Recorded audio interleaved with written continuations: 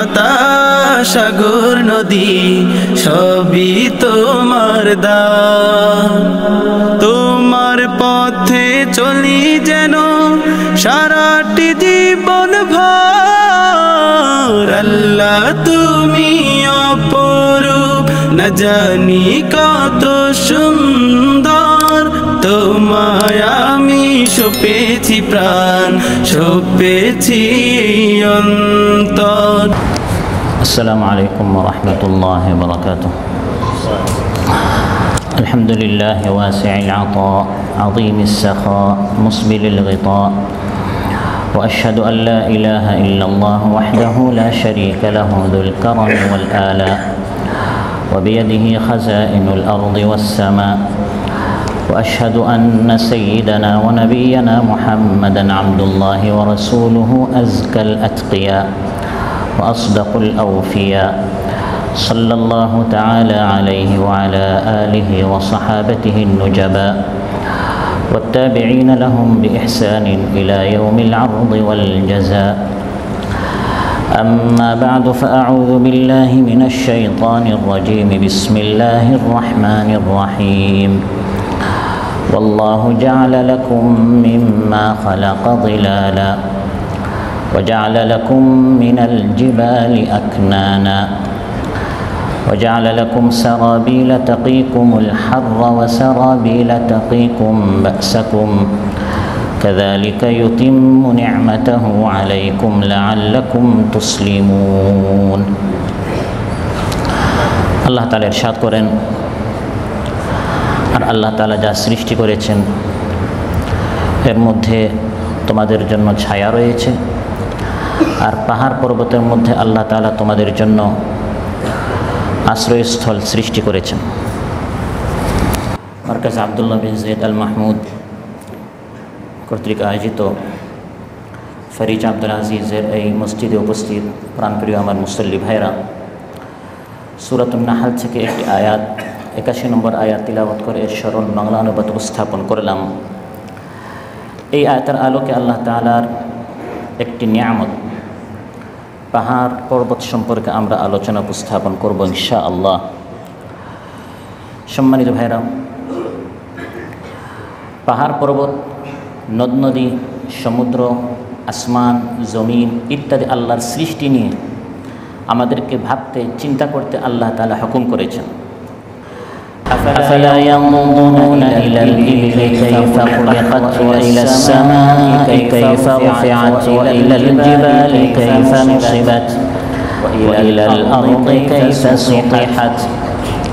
আল্লাহ তাআলা ইরশাদ করেন, তারা কি দেখে না উটকে কিভাবে সৃষ্টি করা হয়েছে, আসমানকে কিভাবে উত্তোলন করা হয়েছে, কিভাবে পৃথিবীর উপর পেরেক স্বরূপ এই পাহাড় পর্বতকে গেড়ে দেওয়া হয়েছে, যাতে পৃথিবী নড়াচড়া না করে। এই পাহাড় পর্বত নিয়ে, আসমান জমিন নিয়ে তারা কি ভাবে না, চিন্তা করে না? অতএব আল্লাহর এই সকল সৃষ্টি নিয়ে আমাদেরকে ভাবতে হবে। পশু পাখিও পাহাড় দেখে, কাফির মুশরিক ইহুদি খ্রিস্টানরাও পাহাড় পর্বত দেখে, আসমান জমিন দেখে। তারা শুধু চর্মের চোখ দিয়ে দেখে, কিন্তু একজন ঈমানদার সে এই সৃষ্টিগুলো থেকে শিক্ষার চোখ দিয়ে, ইবরতের চোখ দিয়ে সে দেখে, ফলে এখান থেকে সে তার রবকে চিনতে পারে। সুবহানাল্লাহ।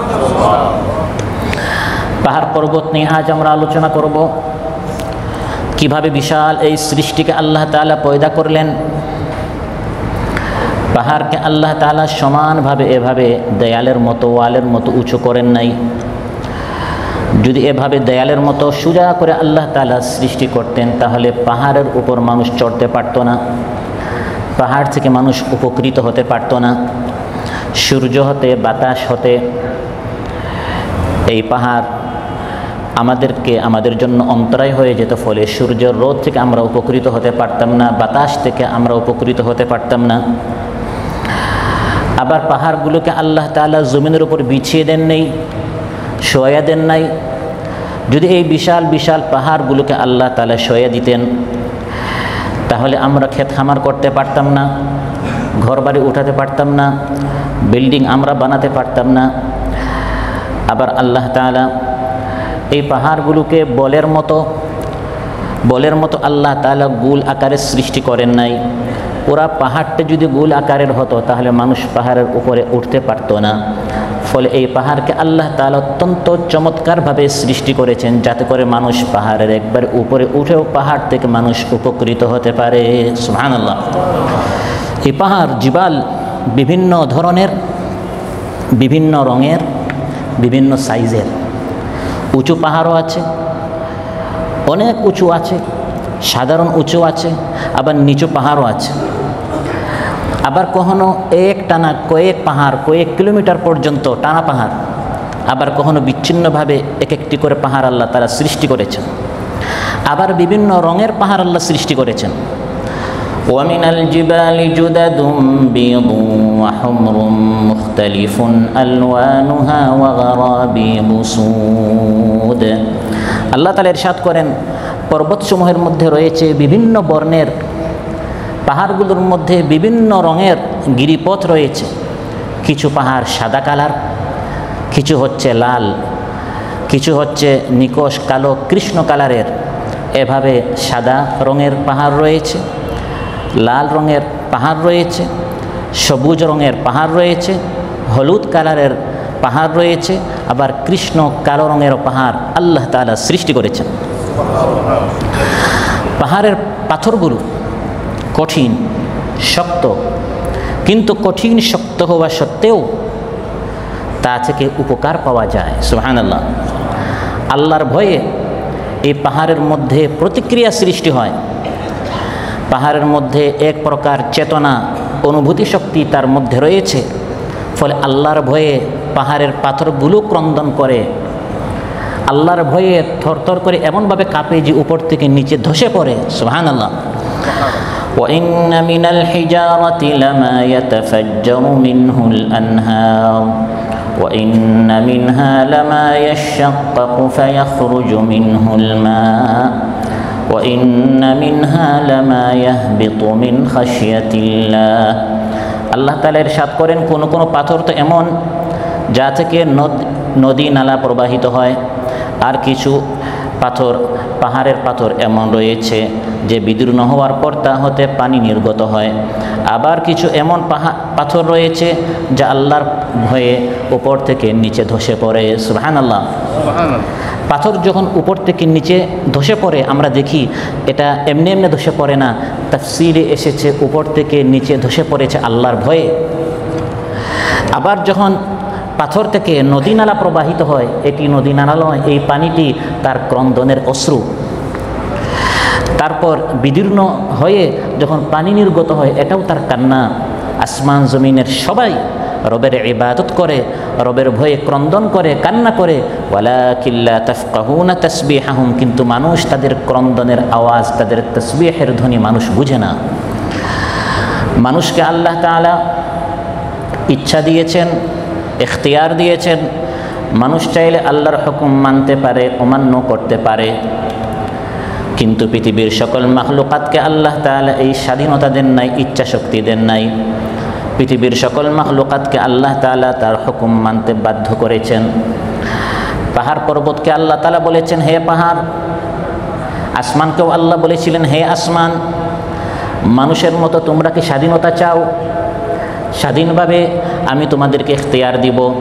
ইবাদত করলে সওয়াব পাবে, গুনাহ করলে তোমরা শাস্তি পাবে। মানুষের মতো তোমরা স্বাধীনতা চাও না অন্যান্য মাখলুকাতের মতো তোমরা বাধ্য থাকতে চাও? আল্লাহ তাআলা বলেন, পাহাড় পর্বত আসমান জমিন স্বাধীনতা নামক এই কঠিন আমানত গুরু দায়িত্ব তারা নিতে চায় নাই। ইন্না আরাদনাল আমানাতা আলাস সামাওয়াতি ওয়াল আরদি ওয়াল জিবাল فأبين أن يحملنها وأشفقن منها وحملها الإنسان إنه كان ظلوما جهولا। আল্লাহ তাআলা বলেন, মানুষের উপর যে আল্লাহ তাআলা কঠিন দায়িত্ব দিয়েছেন, আল্লাহর হুকুম বাস্তবায়ন করতে হবে, আল্লাহর হুকুম অনুযায়ী চলতে হবে। কিন্তু মানুষ ছাড়া এই পৃথিবীতে অন্যান্য সকল মাখলুকাত, জিন্নাত, ইনসান ছাড়া, মানব দানব ছাড়া সবাইকে আল্লাহ তাআলা তার হুকুম মানতে বাধ্য করেছেন। আরাদনাল আমানাতা আলাস সামাওয়াতি ওয়াল আরদি ওয়াল জিবাল, পাহাড় পর্বত আসমান জমিনকে আল্লাহ তাআলা বলেছেন তোমরাও কি মানুষের মতো স্বাধীনতা চাও? তারা বলেছে হে আল্লাহ ফাআবাইনা আন ইয়াহমিলনাহা, এই কঠিন দায়িত্ব আমরা নিতে পারবো না, আমরা আপনার বাধ্য হয়ে থাকতে চাই। কিন্তু মানুষ জালিম, এই ইখতিয়ারটি নিয়ে এখন এই মানুষ অবাধ্য হয়েছে। মানুষ একটি তুচ্ছ পানি থেকে তাকে সৃষ্টি করা হয়েছে, একটি গোশতের টুকরা ছিল, কিন্তু আল্লাহকে ভয় করে না। আর এই পাহাড় পাথর থেকে, কঠিন শক্ত পাথর থেকে সৃষ্টি হওয়া সত্ত্বেও আল্লাহকে ভয় করে। কোরআন যদি পাহাড়ের উপর নাজিল হতো, আল্লাহ তাআলা বলেন পাহাড় শক্ত কঠিন হওয়া সত্ত্বেও আল্লাহর ভয়ে বিদীর্ণ হয়ে যেত, ফেটে যেত। কিন্তু মানুষের সামনে আল্লাহর কালাম তিলাওয়াত করা হয়, তার মধ্যে কোনো আতর হয় না, তার দিল নরম হয় না, আল্লাহর ভয়ে বিগলিত হয় না। لو أنزلنا هذا القرآن على جبل لرأيته خاشعا متصدعا من خشية الله وتلك الأمثال نضربها للناس لعلهم يتفكرون الله تعالى بن لو أنزلنا هذا القرآن এই কোরআনকে মানুষের উপর নাজিল না করে আমি আল্লাহ তাআলা যদি এই বিশাল পাহাড়ের উপর নাজিল করতাম, কোরআন আল্লাহর কালাম, এই ভয়ে পাহাড় পর্বত পর্যন্ত ভেঙে যেত, চূর্ণ বিচূর্ণ হয়ে যেত, আল্লাহর ভয়ে ফেটে যেত। খাশিআম মুতাসাদ্দিআম মিন খাশিয়াতিল্লাহ, আল্লাহর ভয়ে তুমি দেখতে এই পাহাড় পর্যন্ত ধসে পড়ে গেছে। কিন্তু মানুষ আল্লাহর কালাম শুনে বিমুখ হয়ে চলে যায়, তার মধ্যে কোনো তাসির হয় না, কোনো প্রভাব হয় না, মানুষ প্রভাবিত হয় না।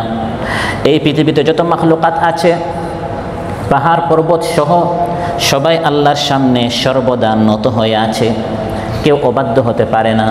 পাহাড় এটা বলতে পারে না আমি অনেক বড়, অনেক উঁচু, আল্লাহর হুকুম মানব না, আমি আল্লাহর চেয়ে আরও বড়, আমার ক্ষমতা আল্লাহর চেয়ে আরও বেশি। এই খাসলত, এই চরিত্র মানুষের ক্ষমতা একটু বেড়ে গেলে, শক্তি একটু বেশি হয়ে গেলে, সংখ্যা একটু বেশি হয়ে গেলে, টাকা পয়সা একটু বেড়ে গেলে বিদ্রোহ হয়ে যায়, আল্লাহর হুকুম মানতে চায় না। কিন্তু আল্লাহ তাআলা কোরআনের মধ্যে বলেন এই পৃথিবীর সকল মাখলুকাত, কুল কায়নাত, আসমান জমিন পাহাড় পর্বত নদ নদী সহ সবাই আল্লাহর সামনে মাথা নত করে আছে। আলাম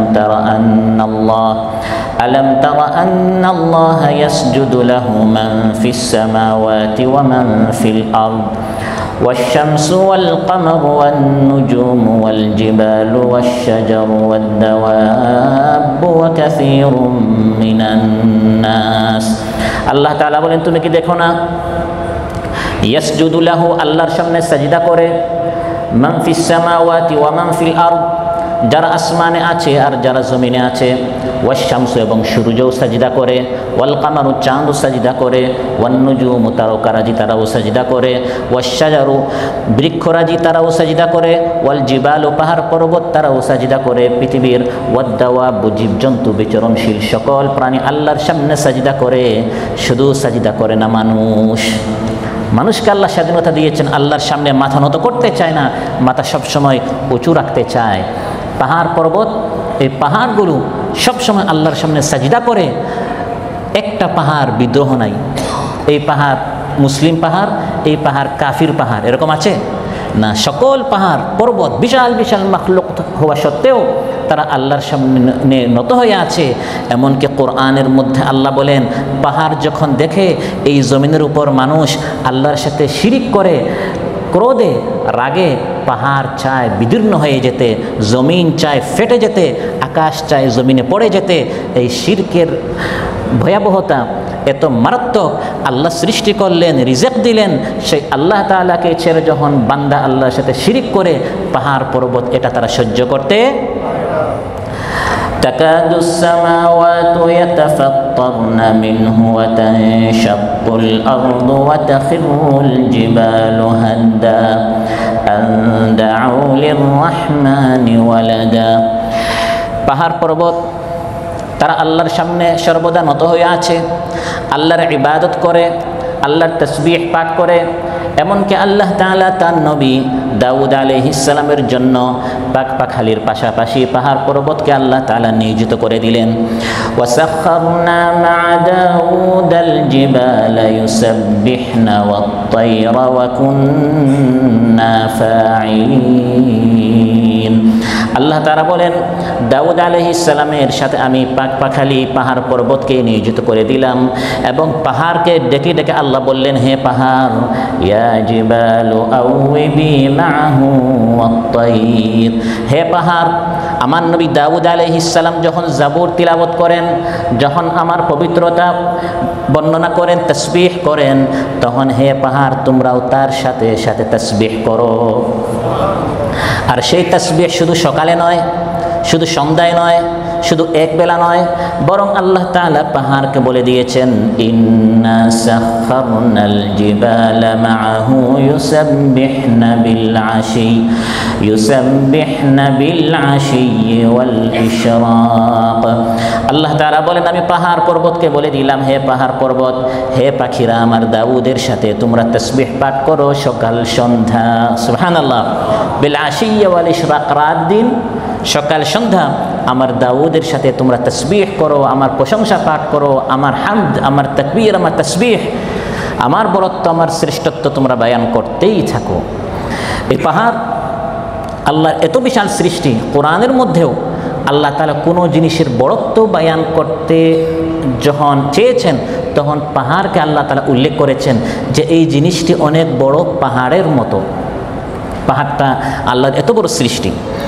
যেমন হযরত নূহ আলাইহিস সালামের জামানায় বিশাল প্লাবন এসেছে, এই রকম বন্যা প্লাবন নূহ আলাইহিস সালামের আগে কখনো আসে নাই, নূহ আলাইহিস সালামের পরেও এই ধরনের বন্যা কখনো আসে নাই। বন্যার বর্ণনা দিতে গিয়ে আল্লাহ তাআলা ইরশাদ করেন, ওয়াহিয়া তাজরি বিহিম ফি মাউজিন কাল জিবাল। বন্যাটি এত বিশাল ছিল, এক একটি তরঙ্গ, এক একটি ঢেউ ছিল পাহাড়ের মতো, পর্বত সম বিশাল বিশাল একটি তরঙ্গ ছিল। আবার কাফির মুশরিকরা ইসলামের বিরুদ্ধে তারা যে চাল চতুরতা করে, চক্রান্ত করে, যতই তাদের চক্রান্ত শক্তিশালী হোক, আল্লাহ তাআলা তার দ্বীনকে যে বিজয় দান করবেন, এই বিষয়টা বুঝাতে কি আল্লাহ তাআলা বলেন কাফিরদের ষড়যন্ত্র যদি পাহাড়ের মতো বিশাল হয়, وَقَدْ مَكَرُوا مَكْرَهُمْ وَعِندَ اللَّهِ مَكْرُهُمْ وَإِنْ كَانَ مَكْرُهُمْ لِتَزُولَ مِنْهُ الْجِبَالُ। আল্লাহ তাআলা বলেন যুগে যুগে ওয়াকাদ মাকারু মাকরাহুম, কাফির মুশরিকরা ষড়যন্ত্র করেছে, চক্রান্ত করেছে। তারা চেয়েছে মুখের ফু দিয়ে আমার আওয়াজকে বন্ধ করে দিতে, আমার আলোকে নিভিয়ে দিতে, আমার কোরআনকে স্তব্ধ করে দিতে। আল্লাহ তাআলা বলেন ওয়া ইনদাল্লাহি মাকরুহুম, তাদের প্রত্যেকটা ষড়যন্ত্রের জবাব আমি আল্লাহর নিকট আছে।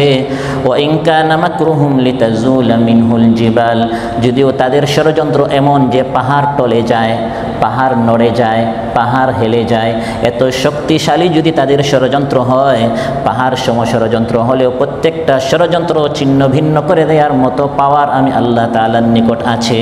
সুবহানাল্লাহ। আল্লাহ তাআলা বলেন বান্দা পাহাড় দেখো কত বড়, কত বিশাল, এত সত্ত্বেও পাহাড় আমি আল্লাহর সামনে নত হয়ে আছে। অতএব হে মানুষ, তুমি যখন এই জমিনে বিচরণ করবে, এই জমিনে যখন হাঁটবে, অহংকারী করো না, এমন শক্তভাবে তুমি এই জমিনে পা রেখো না, শক্তভাবে জমিনে পা রেখে এই জমিনটাকে তুমি বিদীর্ণ করতে পারবে না। মাথা উঁচু করে তুমি পাহাড়ের উপরেও তুমি যেতে পারবে না। ওয়ালা তামশি ফিল আরদি মারহান ইন্নাকা লান তাখরিকাল আরদা ওয়া লান তাবলুগাল জিবালা তুলা। আল্লাহ তাআলা বলেন এই জমিনের মধ্যে অহংকারী করে হাঁটিও না, দাম্ভিকতার সাথে বিচরণ করিও না, কারণ অহংকারের সাথে হেঁটে হেঁটে আমি আল্লাহর জমিনটা তুমি ফাটাতে পারবে না। মাথা উঁচু করে তুমি আমি আল্লাহ তাআলার সৃষ্ট এই পাহাড়গুলোর চেয়ে উঁচু হতে পারবে না। তাহলে হে মানুষ, তুমি অনেক নিচু, অনেক দুর্বল, তোমার সাইজ কতটুকু, তোমার পাওয়ার ক্ষমতা কতটুকু, সেই অনুযায়ী তুমি হাঁটো। পাহাড়কে সামনে এনে আল্লাহ তাআলা বলেন ওয়ালান তাবলুগাল জিবালা তুলা, পাহাড়ের দিকে একটু শুধু এই চর্মের চোখ দিয়ে নেওয়া, মনের চোখ দিয়ে ভালো করে দেখো এবং বুঝো, এত বড় বড় পাহাড় হওয়া সত্ত্বেও তার বিদ্রোহ হয় না। অতএব হে মানুষ, অহংকারী হইও না, মাথা নত করে চলো। সম্মানিত ভাইয়েরা, এই পাহাড়গুলো আল্লাহ তাআলা সৃষ্টি করেছেন এবং তাতে মানুষের জন্য অনেক উপকারিতা রয়েছে। পাহাড় আল্লাহ তাআলা সৃষ্টি করেছেন, পাহাড় থেকে শুরু করে এই পৃথিবীর যত মাখলুকাত, হুয়াল্লাযী খালাকা লাকুম মা ফিল আরদি জামিআ, আল্লাহ বলেন এই পৃথিবীর সকল মাখলুকাত হে মানুষ তোমার জন্য সৃষ্টি করেছে। অযথা অনর্থক আল্লাহ সৃষ্টি করেন নাই। এই জিনিসটা আল্লাহ কেন সৃষ্টি করেছেন এটা আমি মানুষ বুঝতেও পারি, আবার নাও বুঝতেও পারি। না বুঝার অর্থ এটা নয় যে এটা আল্লাহ তারা অনর্থক সৃষ্টি করেছেন, না বুঝার অর্থ হচ্ছে আমার মূর্খতা, আমি বুঝি না। কিন্তু অবশ্যই প্রত্যেকটা সৃষ্টির পিছনে আল্লাহর কোনো হিকমত আছে, মানুষের জন্য কোনো উপকারিতা আছে। পাহাড় সৃষ্টির মধ্যে কি হিকমত রয়েছে, আমাদের জন্য কি উপকারিতা রয়েছে? এক নম্বর উপকারিতা হচ্ছে আমার আলোচ্যাত আল্লাহ তাআলা বলেন ওয়াজআলা লাকুম মিনাল জিবালি আকনানা, পাহাড়ের মধ্যে আল্লাহ তাআলা মানুষের জন্য আশ্রয়স্থল সৃষ্টি করেছেন। পাহাড়ে মানুষ কিল্লা, দুর্গ ইত্যাদি বানায়, যেগুলোতে মানুষ যুদ্ধের সময় আশ্রয় নেয়, সফরের সময় মানুষ আশ্রয় নেয়। শুধু মানুষ নয়, মানুষের জীবজন্তু ইত্যাদি বন্যার সময়, বৃষ্টির সময় এবং খুব বেশি যখন প্রচণ্ড বাতাস আসে, এই সকল অবস্থায় পাহাড়ের ভিতরে যাতে করে মানুষ আশ্রয় নিতে পারে, এই জন্য আল্লাহ বলেন পাহাড়ের ভিতরে হে মানুষ তোমার জন্য আমি এই সকল আশ্রয়স্থল সৃষ্টি করেছি। গিরিগুহাসমূহ আল্লাহ সৃষ্টি করেছেন যেখানে মানুষ আশ্রয় নিতে পারে, বিপদ আপদ লোকচক্ষু থেকে আড়াল করতে পারে। এরকম একদল মানুষ লোকচক্ষু থেকে আড়ালে থাকার জন্য পাথরের ভিতরের গুহায় তারা 1-2 দিন নয়, 1-2 বছর নয়, 1-2 দশক যুগ নয়, বরং 309 বছর তারা পাহাড়ের ভিতর, গুহার ভিতরে তারা আশ্রয় নিয়েছিল। তারা হচ্ছে কাহাফবাসী। সুবহানাল্লাহ। إذ أوى الفتية إلى الكهف فقالوا ربنا آتنا من لدنك رحمة وهيئ لنا من أمرنا رشدا।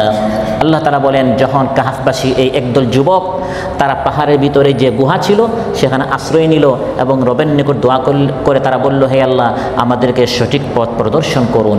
পাহাড়ের ভিতরের যে ঘর, আশ্রয়স্থল যেটা আল্লাহ তাআলা সৃষ্টি করেছেন, এটা হচ্ছে বিপদের সময়, যুদ্ধের সময়, বন্যার সময়, প্রচণ্ড বাতাসের সময় নিজেকে আত্মরক্ষার জন্য সবচেয়ে নিরাপদ আশ্রয়স্থল হচ্ছে পাহাড়ের ভিতরের এই সকল গুহা। সুবহানাল্লাহ। وكانوا ينحتون من الجبال بيوتا آمنين, আল্লাহ বলেন আমিনিন, নিরাপদে থাকার জন্য তারা পাহাড়ের ভিতরে এরকম ঘর তারা নির্মাণ করত। এটি হচ্ছে পাহাড়ের প্রথম ফায়দা, যে পাহাড়ের মধ্যে আল্লাহ তাআলা মানুষের জন্য আশ্রয়স্থল সৃষ্টি করেছেন। 2 নম্বর পাহাড়ের উপকারিতা হচ্ছে এই পাহাড়ে অনেক দামি দামি পাথর রয়েছে, যে পাথর দ্বারা মানুষ ঘর নির্মাণ করে। কিছু পাথর এমন যেগুলো পাহাড়ের মধ্যে ছাড়া অন্য কোথাও পাওয়া যায় না। وَتَنْحِتُونَ مِنَ الْجِبَالِ بُيُوتًا فَارِهِينَ। 3 নম্বর ফায়দা হচ্ছে পাহাড়ের, যে এই পাহাড়গুলো হচ্ছে জমিনের জন্য পেরেকের মতো। যদি এই পাহাড়গুলো না হতো তাহলে জমিন নড়াচড়া করত। এই যে জমিনটা স্থির হয়ে আছে, আমরা জমিনের মধ্যে খুব শান্তিতে বিচরণ করতে পারছি, জমিনটা যে নড়াচড়া করছে না, স্থির রাখছে এই পাহাড়গুলো। সুবহানাল্লাহ। আলাম নাজআলিল আরদা মিহাদা ওয়াল জিবালা আওতাদা, আল্লাহ বলেন এই জমিনটা আমি তোমাদের জন্য কি বিছিয়ে দেই নাই, আর পাহাড়গুলোকে তোমাদের জন্য পেরেক এর মতো আমি কি সৃষ্টি করি দেই নাই। সুবহানাল্লাহ। আল্লাহ তাআলা বলেছেন পাহাড় হচ্ছে পেরেকের মতো। আপনারা জানেন এখানে যদি একটি পেরেক মারা হয় তাহলে এই লাকড়ির উপরে পেরেকের যে অংশ, এই অংশটা বেশি না লাকড়ির ভিতরের যে অংশ সেই অংশটা বেশি? কোনটি? ভিতরের অংশটা বেশি। কোরআনের মধ্যে আল্লাহ বলেন পাহাড় হচ্ছে পেরেকের মতো। আগের মানুষ মনে করত পাহাড় কি ওই যেটা আমরা দেখি জমিনের উপর, এটাই পাহাড়। কিন্তু বর্তমান বিজ্ঞান আবিষ্কার করেছে এটি হচ্ছে পাহাড়ের সেই অংশ যেই অংশ লাকড়ির উপরে থাকে। তার মানে পুরা পাহাড়টি হচ্ছে জমিনের নিচে। মানুষ জমিনের নিচে গর্ত খনন করতে গিয়ে দেখে মূল পাহাড় হচ্ছে নিচে, উপরে এই যে 2-3-4 কিলোমিটার যত উঁচু হোক পাহাড়, হিমালয় পাহাড় সহ 10 কিলোমিটার ইত্যাদি যত উঁচু হোক, এটি হচ্ছে ওই উপরের অংশের মতো, মূল অংশ হচ্ছে নিচে। কোরআন তো শত শত বছর আগে বলেই দিয়েছে পাহাড় হচ্ছে পেরেকের মতো। এই পেরেক শব্দটা বলে দিয়ে কিয়ামত পর্যন্ত বিজ্ঞানীরা যে পেরেক আবিষ্কার করেছে যে অল্প অংশ হচ্ছে উপরে, বাকি অংশ ভিতরে, কোরআন এটা শত শত বছর আগে আমাদেরকে বলে দিয়েছে। সুবহানাল্লাহ। পাহাড়ের আরেকটি উপকারিতা হচ্ছে এই পাহাড় এর মাধ্যমে মানুষ জমিনে চিহ্ন এর উপকারিতা মানুষের জন্য রয়েছে। ভাই আপনার বাড়ি কোথায়, আপনি কোথায় থাকেন, মানুষ সুবিধার্থে বলে অমুক পাহাড়ের ডানে বামে ইত্যাদি, বা জমিনের চিহ্ন মানুষ সাধারণত এই পাহাড়ের মাধ্যমে করে থাকে। বর্তমানে এই শহরের কারণে, মানুষ শহরে বসবাস কারণে পাহাড়ের অনেক উপকারিতা থেকে মানুষ গাফিল হয়ে যাচ্ছে, কিন্তু পাহাড় যেখানে সেখানে গেলে এই বিষয়গুলো মানুষের জন্য বোঝা সহজ হবে। কোরআনের মধ্যে আল্লাহ তাআলা ইরশাদ করেন, ওয়ালকা ফিল আরদি রাওয়াসিয়া আন তামিদা বিকুম ওয়া আনহারান ওয়া সুবুলান লাআল্লাকুম তাহতাদুন ওয়া আলামাত। এই জমিনের মধ্যে আল্লাহ তাআলা পাহাড় এই জন্য স্থাপন করেছেন কয়েকটা কারণ, এর মধ্যে একটি হচ্ছে ওয়া আলামাত, এটি হচ্ছে নিদর্শন, চিহ্ন। জমিন যদি পুরাটাই সমতল হতো, কোনো পাহাড় নেই, তাহলে কোনটা ডান কোনটা বাম, কোনটা সামনে কোনটা পিছন, জমিনের মধ্যে কোনো চিহ্ন নেই, পুরা জমিনটা দেখতে একরকম হতো, তাহলে মানুষের একজন আরেকজনের নিকট মানে পৌঁছার সুবিধার্থে, জমিনটা চিনার সুবিধার্থে চিহ্নস্বরূপ আল্লাহ তাআলা এই পাহাড়টা সৃষ্টি করেছেন। এটিও হচ্ছে মানুষের জন্য একটি উপকারিতা। সুবহানাল্লাহ। কিয়ামতের আগে এই পাহাড়গুলোকে এমনভাবে টুকরা টুকরা করে দেয়া হবে যে এই জমিন পুরাটা সমতল হয়ে যাবে, আর কোনো চিহ্ন থাকবে না। এখন আপনি দেশে গিয়ে ফ্লাইট থেকে নেমে যেরকম আপনার বাড়িতে যেতে পারেন, কিয়ামতের আগে আর পারা যাবে না। এই ফারিজ আব্দুল আজিজ যেমন, কাতার যেমন, বাংলাদেশ যেমন, পুরা জমিনটা সমতল হয়ে যাবে। সারা জীবন মানুষ যে ঘরে বসবাস করেছে সে তার ঘরটা, বাড়িটা, দোকান ঘাট ইত্যাদি খুঁজে পাবে না, পুরাটাই সমতল হয়ে যাবে। পাহাড় না থাকার কারণে চিহ্ন নামক ওই নিয়ামতটা তখন শেষ হয়ে যাবে। কোরআন বলছে, وَيَسْأَلُونَكَ عَنِ الْجِبَالِ فَقُلْ يَنسِفُهَا رَبِّي نَسْفًا فَيَذَرُهَا قَاعًا صَفْصَفًا لَا تَرَى فِيهَا عِوَجًا وَلَا أَمْتًا। তারা আপনাকে পাহাড় সম্পর্কে জিজ্ঞাসা করে, হে নবী আপনি বলুন, কিয়ামতের আগে আমার রব এই সকল পাহাড়গুলোকে সমূলে উৎপাটন করে নিক্ষিপ্ত করে দিবেন, তারপর তিনি তাকে এমনভাবে পরিণত করবেন, মসৃণ সমতল ময়দানে পরিণত হবে, যাতে আপনি কোনো বাঁকাও পাবেন না, কোনো উঁচু দেখবেন না, কোনো উঁচু নিচু ডান বাম কোনো চিহ্ন থাকবে না। কিয়ামতের আগে পুরা জমিন সমান হয়ে যাবে। কিয়ামতের আগে এই জমিনে থাকা অবস্থায় আমরা যাতে করে পাহাড় থেকে উপকৃত হয়, নিদর্শন স্বরূপ আল্লাহ তাআলা এটা আমাদের জন্য সৃষ্টি করেছে। সুবহানাল্লাহ। পাহাড়ের আরেকটা উপকারিতা হচ্ছে, বাতাস খুব প্রচণ্ড বেগে যখন আসে, মানুষের ঘর বাড়ি ক্ষেত খামার ইত্যাদির ক্ষতি হতে পারত। পাহাড়কে আল্লাহ তাআলা ওই বাতাসকে প্রতিরোধ করার জন্য উঁচু উঁচু পাহাড় আল্লাহ সৃষ্টি করেছেন। সুবহানাল্লাহ। পাহাড়ের ক্ষতি কম, বাতাসের ক্ষতি কমানোর জন্য, স্পিডটা কমানোর জন্য, যাতে করে মানুষ এর বেশি ক্ষতি না হয়, এজন্য এই পাহাড়গুলোকে আল্লাহ তাআলা উঁচু করে সৃষ্টি করেছে। পাহাড়ের আরেকটা উপকারিতা হচ্ছে, যখন খুব বেশি বৃষ্টি হয়, বন্যা হয়, তখন পুরা বন্যার পানি যাতে করে এলাকায় এসে মানুষ ধ্বংস না হয়, পাহাড়টা অন্তরায় হিসাবে কাজে আসে। সুবহানাল্লাহ। পাহাড়ের আরেকটা উপকারিতা হচ্ছে, আল্লাহ তাআলা মানুষের জন্য মধুর ব্যবস্থা করেছেন এই পাহাড়ের মাধ্যমে। সেটা কেমন? وَأَوْحَى رَبُّكَ إِلَى النَّحْلِ أَنِ اتَّخِذِي مِنَ الْجِبَالِ بُيُوتًا وَمِنَ الشَّجَرِ وَمِمَّا يَعْرِشُونَ। আল্লাহ তাআলা বলেন, আমি মৌমাছির প্রতি প্রত্যাদেশ করেছি, হে মৌমাছি, পাহাড়ের উপর মানুষ যেখানে বসবাস করে সেখানে এবং বৃক্ষে, এই তিনটি জায়গায় তুমি তোমার ঘর বানাও এবং সেই ঘর থেকে তুমি মানুষের জন্য মধুর ব্যবস্থা করো। সুবহানাল্লাহ। তিনটি জায়গা আল্লাহ বলেছেন, বৃক্ষে যাতে করে গাছের আশপাশে যারা থাকে তারাও মধু পায়, মানুষের ঘরে যাতে করে ঘরে যারা বসবাস করে তারাও মধু পায়, আর যারা পাহাড় পর্বতে বসবাস করে জঙ্গলে তারা কীরকম পাবে? আল্লাহ মৌমাছিকে বলেছেন, তোমার তৃতীয় স্থান হচ্ছে পাহাড় পর্বতে গিয়েও তুমি তাদের জন্য মধুর ব্যবস্থা করে দাও। সুবহানাল্লাহ। তাহলে এই পাহাড়ের মাধ্যমে মধুর ব্যবস্থা আল্লাহ তাআলা করে দিয়েছেন। পাহাড়ের বড় আরেকটি উপকারিতা হচ্ছে, যাতে করে পৃথিবীর সবাই সমানভাবে, বৈষম্য ছাড়া সবাই যেন পানি পায়। সুবহানাল্লাহ। আমরা তো বৈষম্য বিরোধী আন্দোলন করে আমাদের অধিকার ফিরিয়ে পাওয়ার চেষ্টা করছি। আল্লাহ কোনো বৈষম্য করে নাই, সবাইকে সমান দিয়েছে। কিছু মানুষ উপরে থাকে, কিছু মানুষ নিচে থাকে। বৃষ্টি যখন আসে, শুধু যারা উপরে বা শুধু যারা নিচে তারা যেন উপকৃত না হয়, সবার জন্য যেন পানির ব্যবস্থা হয়, এজন্য আল্লাহ পাহাড়ের ব্যবস্থা করেছেন। পানি নামে উপরে বৃষ্টির পানি উপরে আসে, তারপর গড়ে গড়ে গড়ে গড়ে নিচে আসে, যাতে করে উপর নিচ সবাই সমানভাবে পানি পায়। সুবহানাল্লাহ। এই জন্য কোরআনে কারিমে যেখানে পাহাড়ের আলোচনা, এর আগে পরে সাধারণত আল্লাহ পানির আলোচনা করেন, কারণ পাহাড়ের মাধ্যমে আল্লাহ পানি সমস্যার সমাধান করে দিয়েছেন। ওয়াজআলনা ফিহা রাওয়াসিয়া শামিখাতিন ওয়া আসকাইনাকুম মাআন ফুরাতা।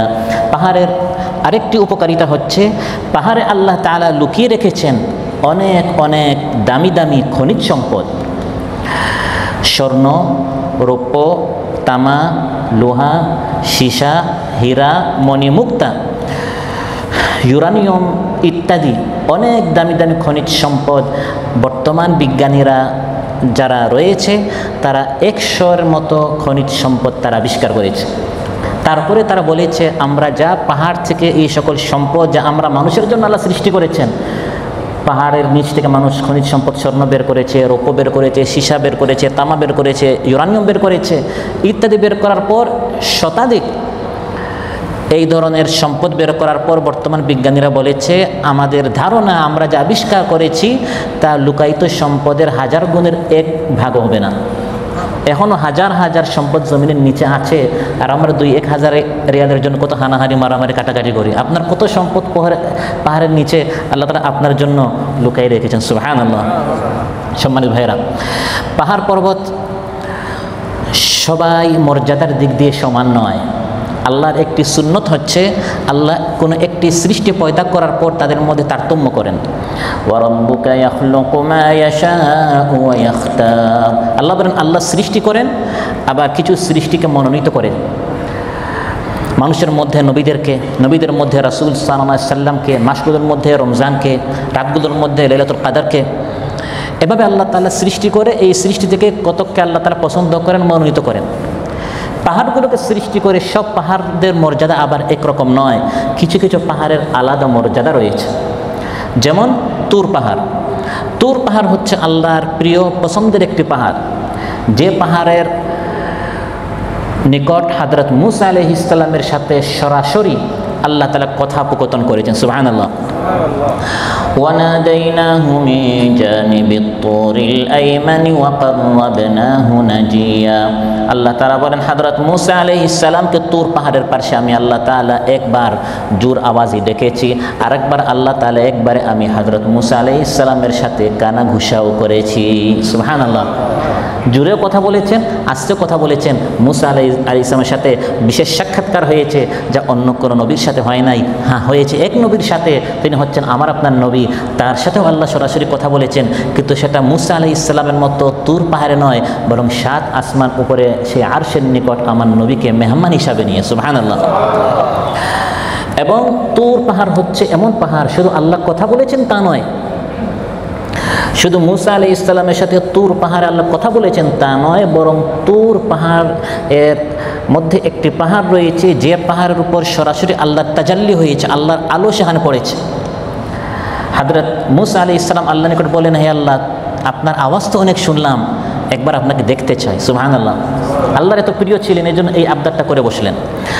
ولما جاء موسى لميقاتنا وكلمه ربه قال رب أرني أنظر إليك قال لن تراني ولكن انظر إلى الجبل فإن استقر مكانه فسوف تراني। আল্লাহ তাআলা বলেন, যখন মূসা আলাইহিস সালাম আমি আল্লাহর সাথে কথা বলার জন্য তুর পাহাড়ে আসলেন, এবং আল্লাহ তাআলা মূসা আলাইহিস সালামের সাথে যখন সরাসরি কথা বললেন, মূসা আলাইহিস সালাম আল্লাহর নিকট বললেন, হে আল্লাহ, আরিনি আনজুর ইলাইক, আমি আপনাকে সরাসরি দেখতে চাই। আল্লাহ তাআলা বললেন, হে মূসা, লান তারানি, এই দুনিয়াতে তুমি আমাকে দেখতে পারবে না। আমি আল্লাহ তাআলাকে তুমি কেন দেখতে পারবে না? আমার নূর এত পাওয়ারফুল, আমার আলো এত শক্তিশালী, তোমার দুর্বল এই চোখ এটা সহ্য করতে পারবে না। কিন্তু হে মূসা, বিষয়টা তোমাকে আরেকটু বুঝাবার জন্য, তুমি তো মানুষ, অনেক দুর্বল, তোমার চেয়ে সৃষ্টিগতভাবে অনেক শক্তিশালী এই পাহাড়ের উপর আমি একটু তাজাল্লি করব, আমার আলোটা একটু সেখানে আমি নিক্ষেপ করব, তুমি দেখো পাহাড় এটা সহ্য করতে পারবে না। ফালাম্মা তাজাল্লা রাব্বুহু লিল জাবালি জাআলাহু দাক্কা ওয়া খাররা মূসা সাইকা। যখন আল্লাহর নূর আল্লাহর আলো যখন পাহাড়ের উপর তাজাল্লি হলো, পাহাড় এত শক্ত হওয়া সত্ত্বেও সহ্য করতে পারলো না, সঙ্গে সঙ্গে পাহাড় চূর্ণ বিচূর্ণ হয়ে টুকরা টুকরা হয়ে গেল। মুসা আলাইহিস সালাম যখন তার চোখের সামনে দেখলেন বিশাল পাহাড় আল্লাহর আলো সহ্য করতে না পেরে চূর্ণ বিচূর্ণ হয়ে গেল, মুসা আলাইহিস সালাম তখনই তিনি ওয়াখাররা মুসা সাইকা, অজ্ঞান হয়ে গেলেন, বেহুশ হয়ে গেলেন। যখন ফালাম্মা আফাকা, হুশ ফিরে আসলো, তিনি বললেন তুবতু ইলাইকা ওয়া আনা আউয়ালুল মুমিনিন, হে আল্লাহ আপনি পবিত্র, আমি তাওবাহ করেছি এই প্রশ্ন করার জন্য, আমি হচ্ছে ঈমানদার। এই হচ্ছে একটি পাহাড়, বিশেষ পাহাড়, সেটার নাম কি? তুর পাহাড়। তুর পাহাড়ের নামে আল্লাহ শপথ করেছেন ওয়াত্তিন ওয়াজ্জাইতুন ওয়া তুরি সিনিন, এটি হচ্ছে তুর পাহাড়ের নামে আল্লাহ শপথ করেছেন। আরেকটি ফজিলতপূর্ণ পাহাড় হচ্ছে উহুদ পাহাড়, জাবাল উহুদ। রাসূল সাল্লাল্লাহু আলাইহি ওয়াসাল্লাম ইরশাদ করেন উহুদ পাহাড়কে আমি নবী ভালোবাসি আর উহুদ পাহাড়ও আমাকে ভালোবাসে। সুবহানাল্লাহ। বুখারী মুসলিম এসেছে হাদা উহুদ ওয়া হুয়া জাবাল ইউহিব্বুনা ওয়া নুহিব্বু, এই হচ্ছে উহুদ পাহাড়, আমি নবীও তাকে ভালোবাসি, সেও আমাকে ভালোবাসে। সুবহানাল্লাহ। পাহাড় পর্বত কিভাবে আল্লাহর আনুগত্যশীল, রাসূল সাল্লাল্লাহু আলাইহি ওয়াসাল্লামের আনুগত্যশীল, এটি বুখারীর একটি বর্ণনা দ্বারা বোঝা যায়। উহুদ যুদ্ধের পর, উহুদ যুদ্ধ হয়েছিল উহুদ পাহাড়ের পার্শ্বে, উহুদ পাহাড় দেখেছে তার আশেপাশে কিভাবে রাসূল সাল্লাল্লাহু আলাইহি ওয়াসাল্লামকে তার দন্দন শরীফ শহীদ হয়েছে, তার রক্তে জমিন রঞ্জিত হয়েছে, 70 জন সাহাবা শহীদ হয়েছেন, সৈয়দুশ শুহাদা হামজা রাদিয়াল্লাহু শহীদ হয়েছেন। উহুদ পাহাড় রাগে ক্রোধে কাফিরদের উপর থরথর করে কাঁপছিল। মহানবী সাল্লাল্লাহু আলাইহি ওয়াসাল্লাম, আবু বকর সিদ্দিক রাদিয়াল্লাহু আনহু, ওমর ফারুক রাদিয়াল্লাহু আনহু এবং উসমান যিন্নুরাইন রাদিয়াল্লাহু আনহু, এই তিনজন সাহাবী আর রাসূল সাল্লাল্লাহু আলাইহি ওয়াসাল্লাম তারা পাহাড়ের উপর উঠলেন যুদ্ধের পর পরিদর্শন করার জন্য। যখন উঠলেন পাহাড় রাগে ক্রোধে এবং দুঃখে কষ্টে সে কাঁপা শুরু করলো। ইহতাজ্জা, বুখারীতে এসেছে। মহানবী সাল্লাল্লাহু আলাইহি ওয়াসাল্লাম উহুদ পাহাড়কে বললেন উসবুত উহুদ, হে উহুদ পাহাড় স্থির হয়ে যাও। ফামা আলাইকা ইল্লা নাবিয়্যুন ওয়া সিদ্দীকুন ওয়া শাহীদান, কারণ তোমার উপর একজন নবী আছেন, একজন সিদ্দিক আছেন, দুইজন শহীদ আছেন। সুবহানাল্লাহ বলবেন না? এটা হচ্ছে রাসূল সাল্লাল্লাহু আলাইহি ওয়াসাল্লামের মুআজিজা। আল্লাহ তাকে অগ্রিম বলে দিয়েছেন যে ওমর উসমান রাদিয়াল্লাহু আনহু তারা কি হবেন? শহীদ হবেন। একজন নবী আছেন, তিনি নবী ছিলেন রাসূল সাল্লাল্লাহু আলাইহি ওয়াসাল্লাম। একজন সিদ্দিক, তিনি হচ্ছেন হযরত আবু বকর সিদ্দিক রাদিয়াল্লাহু আনহু। আর দুইজন শহীদ, হযরত ওমর ফারুক রাদিয়াল্লাহু আনহু যাকে আবু লুলুল মাজুসি শহীদ করেছে, আর একজন হযরত উসমান যিন্নুরাইন রাদিয়াল্লাহু আনহু যার উপর খারিজিরা বিদ্রোহ করে তাকে শহীদ করেছিল। মদিনাতুল মুনাওয়ারায় যারা যান, সুন্নত হচ্ছে মসজিদ নববীতে নামাজ আদায় করার পাশাপাশি কবর আতহার, মহানবী সাল্লাল্লাহু আলাইহি ওয়াসাল্লামের রওজা মুবারক ইত্যাদি জিয়ারত করার পাশাপাশি উহুদ পাহাড়ে সেখানে গিয়ে শহীদদের জিয়ারত করা। কারণ রাসূল সাল্লাল্লাহু আলাইহি ওয়াসাল্লাম প্রায়ই তিনি উহুদ যুদ্ধে যারা শহীদ হয়েছেন উহুদ পাহাড়ের পাশে তাদের কবর রয়েছে হামজা রাদিয়াল্লাহু সহ, তাদের নিকট তিনি যাইতেন, তাদের জন্য তিনি দোয়া করতেন। অনুরূপভাবে ফজিলতপূর্ণ দুইটি পাহাড় হচ্ছে যে দুইটি পাহাড় আল্লাহর ঘরকে ঘিরে রেখেছে, একটি হচ্ছে সাফা পাহাড় আর একটি হচ্ছে মারওয়া পাহাড়। এই সাফা এবং মারওয়া এই দুটি মূলত বিশাল আরও দুইটি পাহাড়ের শেষ প্রান্ত। আমরা দেখি এতটুকু সাফা পাহাড়, এর থেকে আরও অনেক উঁচু হচ্ছে আবু কুবাইস পাহাড়। ওই আবু কুবাইসের শেষ প্রান্তের মাথা হচ্ছে সাফা পাহাড়, আর কোয়াইকিয়ান যে বিশাল পাহাড় রয়েছে এর শেষ প্রান্তের মাথা হচ্ছে মারওয়া পাহাড়। বর্তমান অনেক বিল্ডিং হয়ে যাওয়ার কারণে ওই পাহাড়গুলো আড়ালে চলে গেছে। যারা হজ উমরা করতে যান তাদের জন্য ওয়াজিব হচ্ছে সাফা পাহাড় এবং মারওয়া পাহাড়ের মাঝখানে সাই করা। ইন্নাস সাফা ওয়াল মারওয়াতা মিন শাআইরিল্লাহ ফামান হাজ্জাল বাইতা আও ইতামারা ফালা জুনাহা আলাইহি আন ইয়াতাওয়াফা বিহিমা। এবং এই সাফা মারওয়ার মাঝখানে, দুই পাহাড়ের মাঝখানে যে আমরা সাই করি, বুখারীতে এসেছে এটার সূচনা হয়েছে হযরত হাজার থেকে। তাকে যখন মহানবী সাল্লাল্লাহু আলাইহি ওয়াসাল্লাম তাকে যখন তার স্বামী ইব্রাহিম আলাইহিস সালাম একা রেখে চলে গেলেন, পানি শেষ হয়ে গেল, খাবার শেষ হয়ে গেল, সেই যুগের মক্কা এখন মক্কার মতো না, তখন অনুর্বর একটি ময়দান, মরুভূমি ছিল, নির্জন, কোনো একটা মানুষ সেখানে নেই। কোনো মানুষ আছে কিনা, পানি আছে কিনা খোঁজার জন্য তিনি সাফা পাহাড়ে উঠলেন, দেখলেন আশেপাশে কেউ নাই। পেরেশান একজন মা, তার চোখের সামনে তার বাচ্চা কান্না করছে, ইসমাইল আলাইহিস সালাম, পানি নেই, খাবার নেই। চলে গেলেন মারওয়া পাহাড়ে, আবার উঠে দেখলেন কোনো মানুষ আছে কিনা, পেরেশান হয়ে নেমে আবার সাফা পাহাড়ে, দেখলেন কোনো মানুষ নাই, আবার নেমে মারওয়া পাহাড়ে গেলেন। এরকম তিনি 7 বার সাই করলেন। আল্লাহ খুশি হয়ে এটি আমাদের উপর ওয়াজিব করে দিলেন। 7 চক্করের পর হঠাৎ দেখলেন জিবরিল আলাইহিস সালাম তিনি পা দ্বারা তিনি ধাক্কা মারলেন, জমিনের নিচ দিকে জমজম নামক কুয়াটি আল্লাহ তাআলা উৎসারিত করে দিলেন। এমন বেশি পানি বের হচ্ছে, পানি বন্ধ হচ্ছে না। হাজার বললেন জাম জাম মানে বাস বাস, থাম থাম। তাদের ভাষায় জামজাম মানে থাম থাম। ওই তার জবান থেকে যে শব্দ বের হয়েছে ওটাই পানির নাম হয়ে গেল। এখন পানির নাম হচ্ছে মাউ জামজাম, আমরা বলি জমজম পানি। সাফা পাহাড়ের আরেকটি ফজিলত হচ্ছে বা মর্যাদা হচ্ছে, বুখারী মুসলিম এসেছে, রাসূল সাল্লাল্লাহু আলাইহি ওয়াসাল্লাম প্রথম 3 বছর তিনি দাওয়াত গোপনে দিয়েছেন। যখন আয়াত নাজিল হলো লাম্মা নাযালাত ওয়া আনদির আশিরাতাকাল আকরাবিন, আপনার নিকট আত্মীয়দেরকে দাওয়াত দেন, মহানবী সাল্লাল্লাহু আলাইহি ওয়াসাল্লাম সাফা পাহাড়ে উঠে কুরাইশদেরকে ডাকা শুরু করলেন। তারা যখন আসলো তিনি তাদেরকে বললেন, আমি আল্লাহর পক্ষ থেকে ফাইন্নী নাযীরুল লাকুম বাইনা ইয়াদি আযাবিন শাদীদ। আবু লাহাব দাঁড়িয়ে বলল, এই দাওয়াত দেওয়ার জন্য আপনি আমাদেরকে সমবেত করেছেন এই সাফা পাহাড়ের আশেপাশে, তাব্বাল্লাক, তুমি ধ্বংস হও। সঙ্গে সঙ্গে আল্লাহ জবাবে নাজিল করলেন তাব্বাত ইয়াদা আবি লাহাবিউ ওয়া তাব। আরেকটি ফজিলতপূর্ণ পাহাড় হচ্ছে জাবালু আরাফাত। আরাফাত যে পাহাড় আছে এটাও ফজিলতপূর্ণ একটি পাহাড়, এমন ফজিলত যে ওই পাহাড়ে বা এর আশেপাশে অবস্থান করা হচ্ছে হজের প্রধানতম রুকুন। হজের সব কাজ করেছেন, সব ফরজ ওয়াজিব সুন্নত আদায় করেছেন, কিন্তু আরাফায় আপনি আরাফা নামক যে ময়দান, যে পাহাড়ের আশেপাশে আপনি দাঁড়ান নাই, আপনার হজ হবে না। মহানবী সাল্লাল্লাহু আলাইহি ওয়াসাল্লাম ইরশাদ করেন আল হাজ্জু আরাফা। তিরমিজি এবং নাসাইতে এসেছে যে হজের প্রধান রুকুন ফরজ হচ্ছে আরাফার ময়দানে দাঁড়ানো, এবং আরাফার এই পাহাড়ের ময়দানের আশেপাশে দোয়া করা হচ্ছে শ্রেষ্ঠ দোয়া। কত নিঃসন্তানরা সেখানে দোয়া করে সন্তান পেয়েছে, কত বিপদে আপতিত সমস্যায় জর্জরিত, মুসিবত, অসুস্থতা, দারিদ্রতা, কত ধরনের সমস্যা, কোনোভাবে কাজ হচ্ছে না, ওই আরাফা পাহাড়ের পাশে ময়দানে দোয়া করেছে হজের সময়, তার মনের ইচ্ছা আল্লাহ কবুল করে দিয়েছে। সুবহানাল্লাহ। তিরমিজিতে এসেছে খায়রুদ দুআ দুআ ইয়াউমি আরাফা, শ্রেষ্ঠ দোয়া হচ্ছে আরাফার দোয়া। এবং ওই আরাফার আশেপাশে আল্লাহ এত বেশি রহমত নাজিল করেন। মহানবী সাল্লাল্লাহু আলাইহি ওয়াসাল্লাম ইরশাদ করেন, মুসলিম এসেছে, মা মিন ইয়াউমিন আকসারু মিন আন ইউতিকা আল্লাহু ফীহি আবদান মিনান নারি মিন ইয়াউমি আরাফা।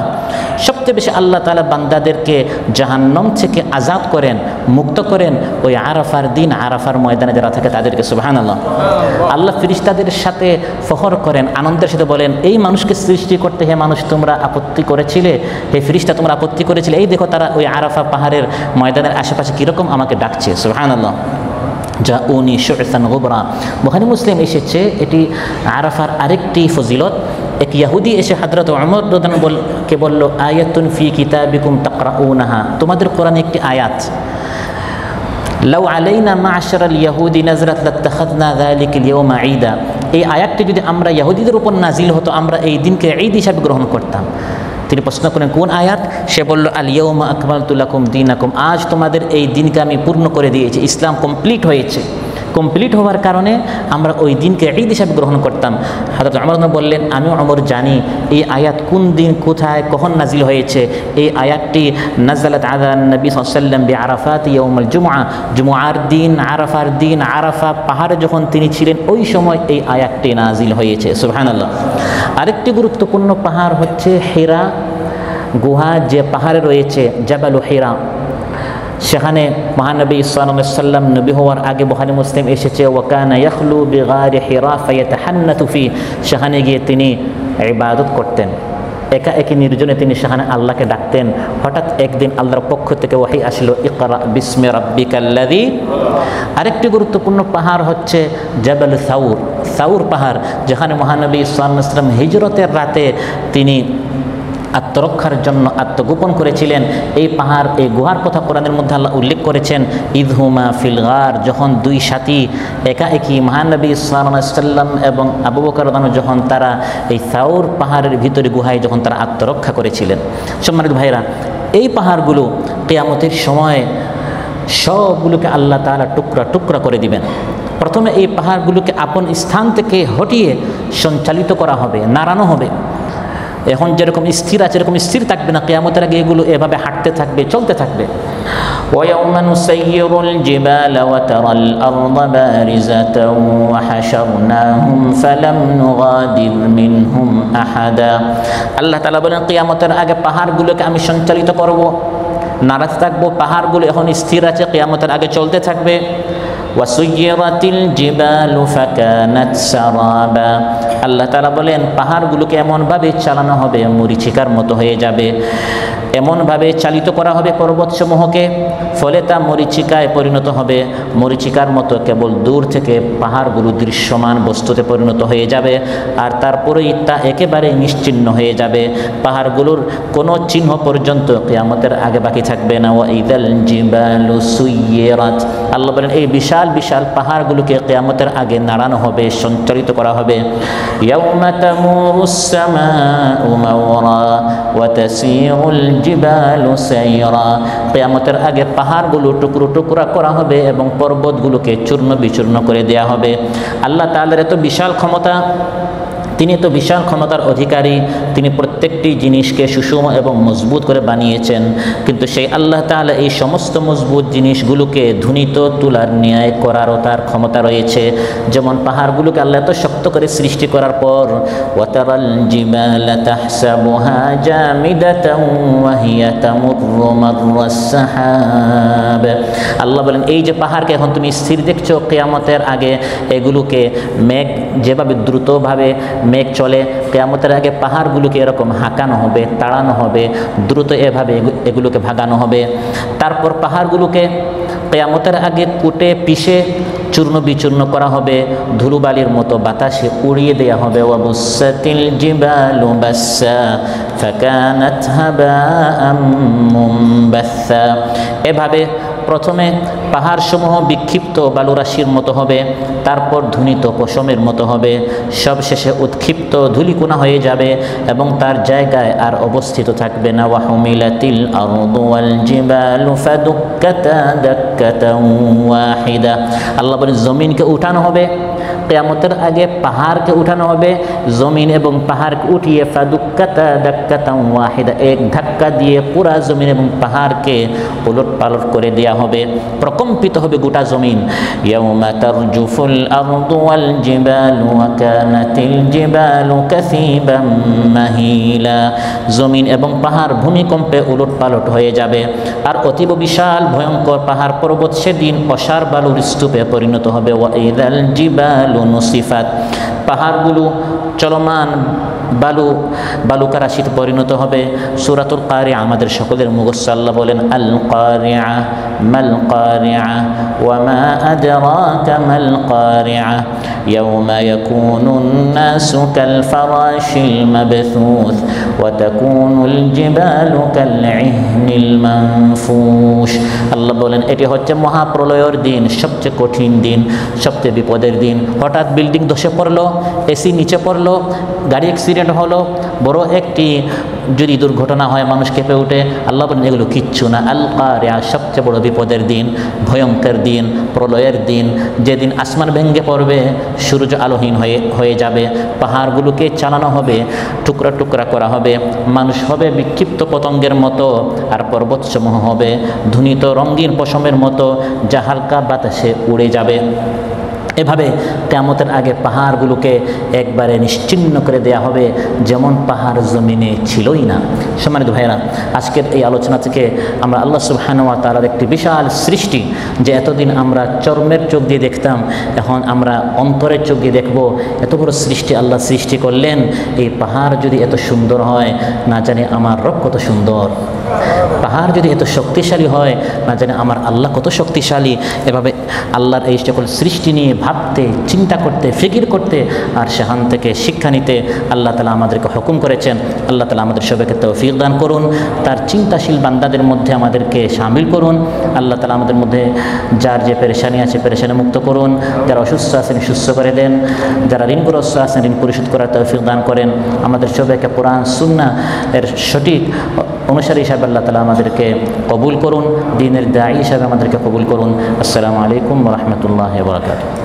তুমি মেহেরবান, বৃক্ষলতা সাগর নদী সবই তোমার দান, তোমার পথে চলি যেন সারাটি জীবন ভর। আল্লাহ তুমি অপরূপ, না না জানি কত সুন্দর তোমায় আমি সপেছি প্রাণ সপেছি অন্তর